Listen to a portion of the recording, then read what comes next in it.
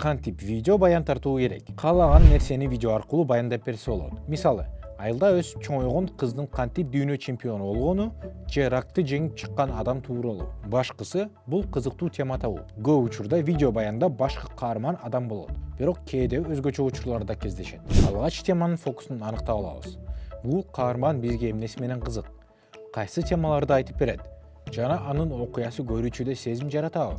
Булар видео баян жасоодогу негизги учурлар. Ракты жеңип чыккан кишинин мисалын карап көрөлү. Окуя эмне жөнүндө? Туура, каарман ракты жеңип чыкты. Дал ушул биздин фокус болот. Жана биз анын айланасында тартабыз. Сизде айтып бергиңиз келген окуя бар, бирок аны ким баяндап берет? Негизи окуяны башкы каарман баяндап берет. Көбүнчө маек аркылуу тартылып алынат. Каармандан окуя тууралуу баарын айтып берүүсүн сурануу керек. Буга чейин ал эмне кылган, кандай жашап, ким болуп иштеген. Ал айтып берген окуянын маанилүү жерлерин алып, сюжет түзүшүбүз керек. Сюжет бул окуя же чыгармадагы нерселердин эри шаркак кетип, бир бүтүндүктү түзүүсү. Каарман бизге окуясын айтып берген соң, ошол нерселердин баарын эми видеого тартышыбыз керек.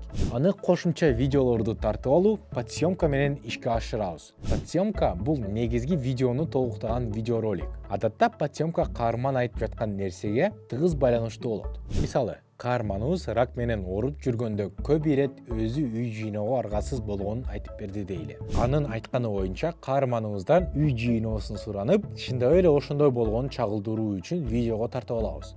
Ушинтип подсъемка да даяр болот. Каарманыңыздан бир нерселерди кылып коюусун тартынбай эле сурай бериңиз. Эгер кошумча кадрларды тартай албай калсаңыз, жыйынтыгында кызыктуу видео чогулта албай калышыңыз мүмкүн. Жөн эле интервью берип отурган адамдын видеосуна караганда, ар кандай ракурстарды жана кошумча кадрларды камтыган видео алда канча кызыктуураак болот.